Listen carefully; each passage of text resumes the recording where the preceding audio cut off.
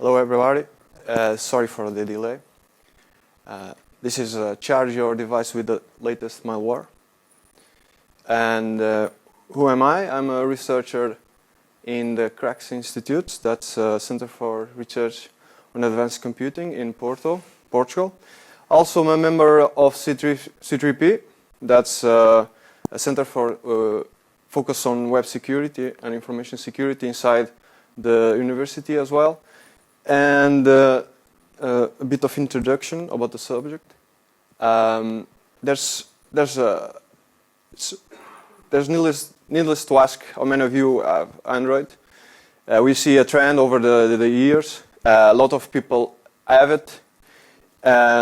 Much of that is because of the critical features that it has, like for example the phone banking and email, GPS, web browsing. But we should focus on how that is also exposing us as users ever more, our information over the internet. Such critical tasks should not come with such a trade-off, and that's why we need to research those vulnerabilities. Android vendor customization is good. It is good because this is one of the principal benefits of Android. Android releases versions through the Android Open Source Alliance, which then later the vendors adapt it and release it, adding their own software and customizations. But it is bad because that adds another layer of software that can have breaches as well, and it extends the attack surface of the Android in this case. According to a recent survey, 60% of the vulnerabilities come from the vendor's customization. There's also, this attack is focused on the USB channel. It is often overlooked by security experts, and a good proof of that was the attack Stuxnet, one of the most notorious attacks over the history of attacks, and it was very successful in its endeavor, spreading through USB pen drives. Now let's look at the vulnerabilities on the USB channel. First, there's ADB enabled.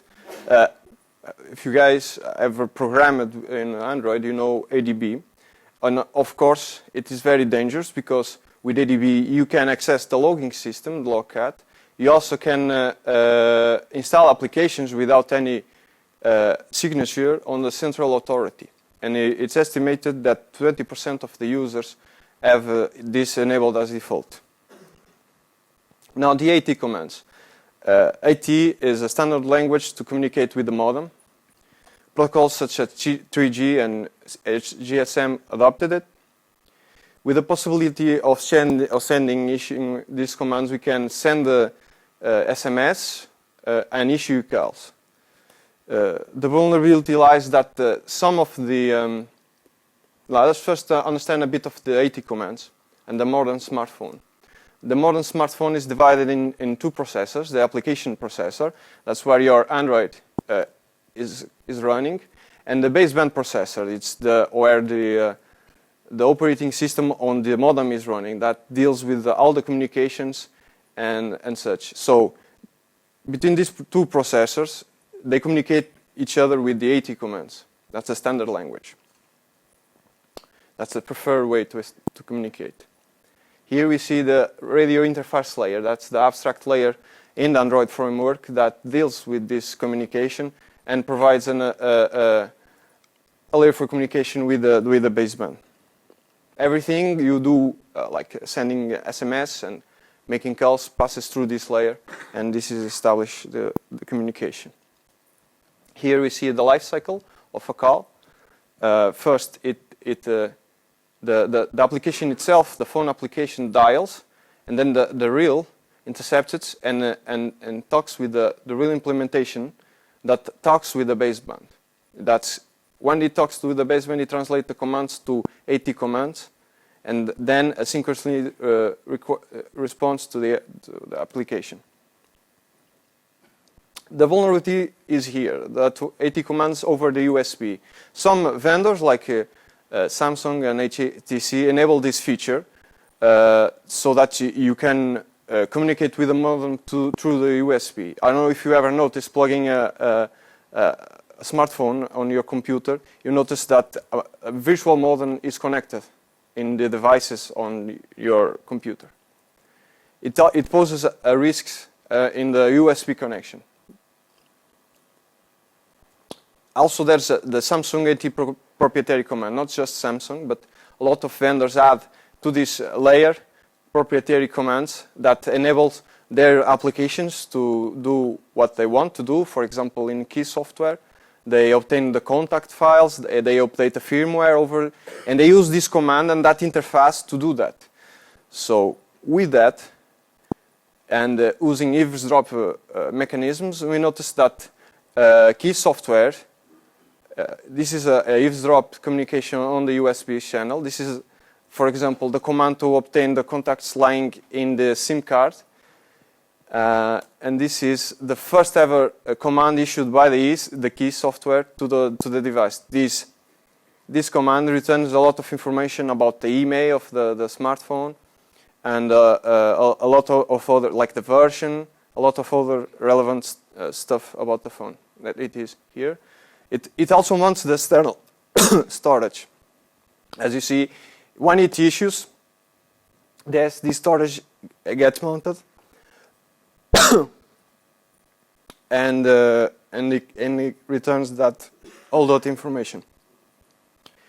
And here is another command issued by keys. That really is the crux of the attack that I'm going to talk later. With this, we are able to place the device in download mode. If you guys know, it's the mode standard for issuing partitions to the device and updating the firmware this way. Sorry. Together, this is an attack scenario that we developed.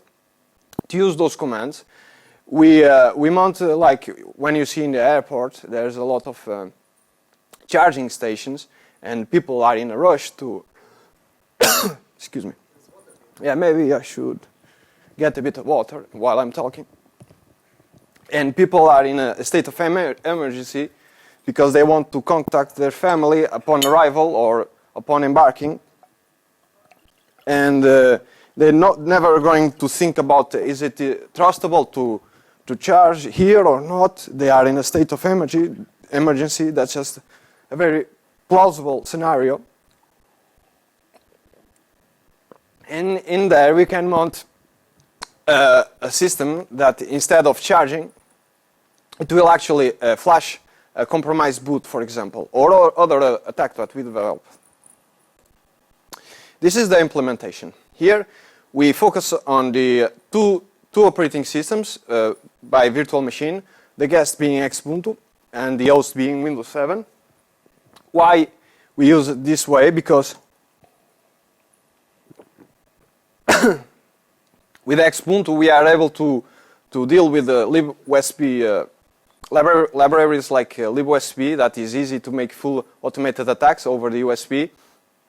And with the host being Windows 7, we use that because with that we can use the drivers for using the flashing tools like Odin or Heimdall. But we in this case use Odin. This is the architecture. The Ubuntu is responsible for detecting the USB device, for identifying the type of device, actually communicating with the host, that's the Windows, when the Odin, flashing Odin is necessary. It is also responsible for copying the data over that is in the SD card, for example, when issuing the command IT defcon info. Windows 7 is responsible for communicating with the guest, identifying the flash image that is supposed to flash the device, because each device will have its flash, each boot partition. Identify the correct version of Odin, because a lot of different devices will need different kinds of Odin software. There's different, I'm sorry.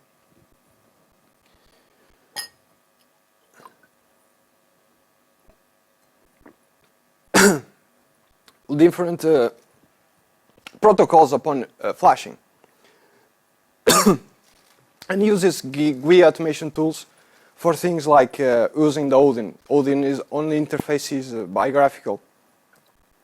This is the architecture. The master can relinquish the control of the USB device to the guest when it wants.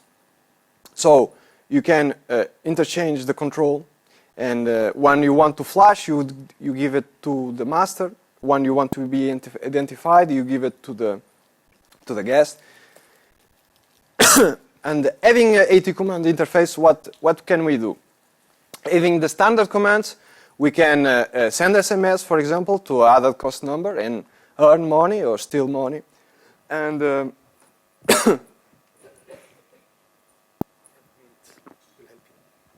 yeah, thank you. And for example, steal money off the user with the standard commands. With the AT first command, that's the crux really of the attack, what can we do? First, there's two stages. The pre-attack, where we select the boot partitions and the versions of the phones we want to flash.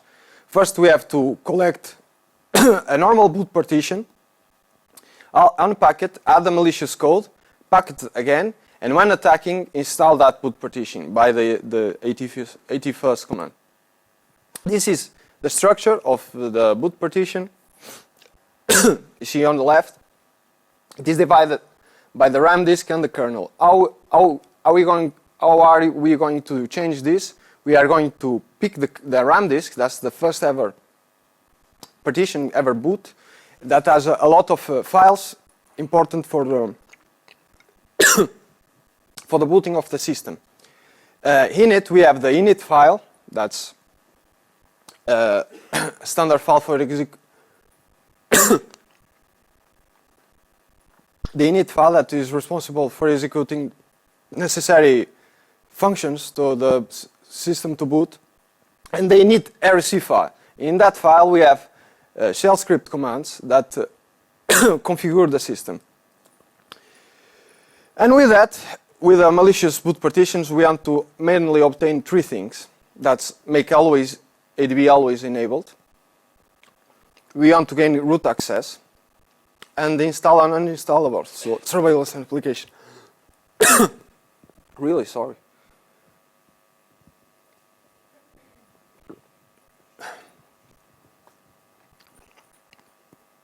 In order to make the ADB always enabled, in the init RC file, we see that line, that property line, signifies when the user disables ADB. What we did, we erased the stop ADBD diamond, it's the diamond, and we instead of stop, it starts again. So whatever you do, it will start again, no matter. So you can't disable it. For gaining root access, we use the subinary, that's a standard for gaining root access, with the correct permissions, like that one that sets the set to ID, user ID, making anyone that runs that file to have a root access. For that, we have to make the owner the root. And also install an uninstallable application. What that means is we copy the application to the system apps, making what that does is upon booting, if there's an application to be installed there, it will install as a system application and with system privilege. With that, the user can't remove it. Even if it has root access, the main problem is that upon boot again, it will install again. So really, there's no chance unless he removes the boot partition to a correct one. And it makes it a surveillance because we add that thing to the manifest file, making it a launcher application, and it will not appear the icon on the apps. For that, we use AndroRat, is a already pre-made application that's available on the web. We tested antivirus to see what they did. Mainly, only AVG detected that AndroRat was installed heuristically, but this just shows that these applications in the market are very limited. They have the permissions that standard applications have, and makes it very limited to actually detect it, even remove it. So that just shows us a ways to have that applications on the market. I have a demo here, not a live demo, but I have a video. For example, this is making a call. Maybe I should put in the beginning. Imagine this in an airport, and it's making a call to other cost number. In this case, I'm calling to myself.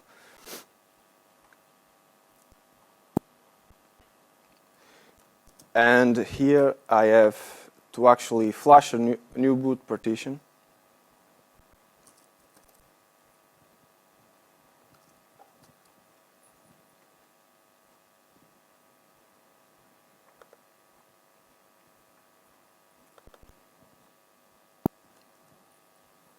You see here, it connects. It's a bit slow, but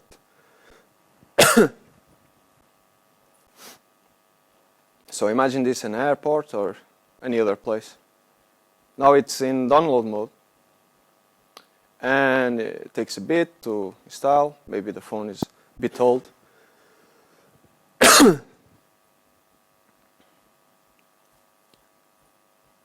You see, just by plugging it, it instantly entered the download mode. Well, it's very, very slow. No, I think not. It is visible, but for now, I think there's no way to hide this screen. This is a standard way to actually update the phone. It will if the user is there. Of course, it will.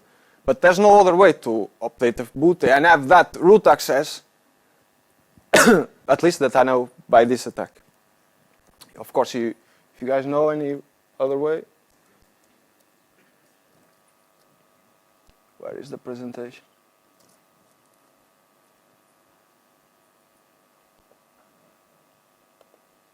Okay. To conclude, USB connection should be a thread, and it is a thread that should not be overlooked.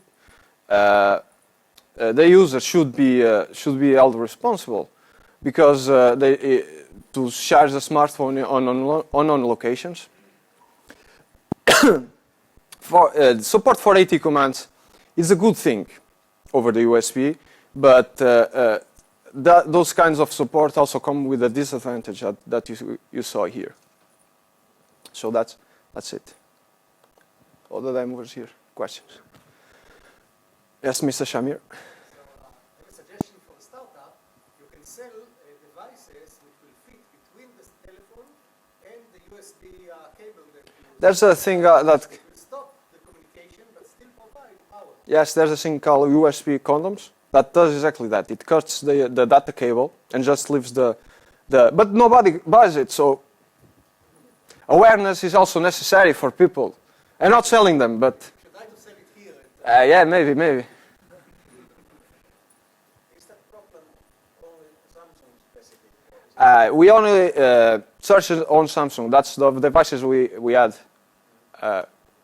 We also tried the HTC, and HTC has the standard AT commands, but we couldn't find the proprietary. Other Samsung devices, are they vulnerable as well? Yes, there's, for example, the S3 Samsung. That's the latest that we could test, and among others. No? Yes, gentlemen?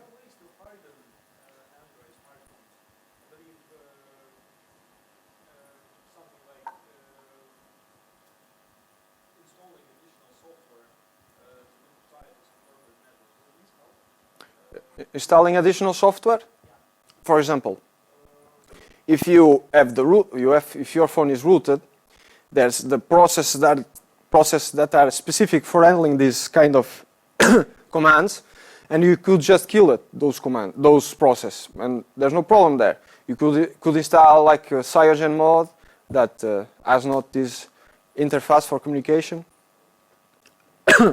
Those examples. You could also make the phone only install partitions that are signed by the vendor.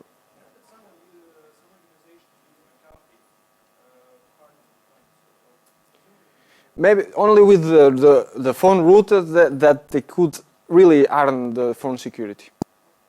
Only with an application that has above average permissions that they could actually prevent these kinds of attacks that go over the normal permissions. Yes? So if you go to Starbucks or other places in the US, there is wireless charging. So you put the phone on a mat and charges. Is there any way to use wireless charging in order to send any data or to a tech? Or is it pure power supply? I guess it is pure, but I'm not entirely sure how that works, so I can't really comment much. Sir, in the back?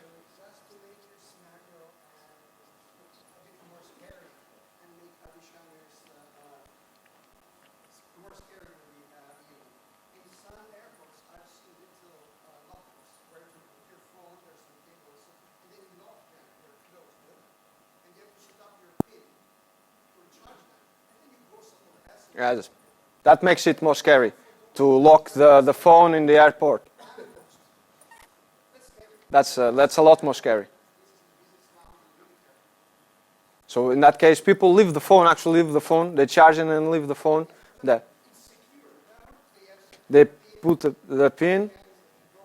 Yes, yes. Have you been in touch with Samsung about patching? Yes, I've been. Will you patch or? I guess I don't know about that. I don't know about that.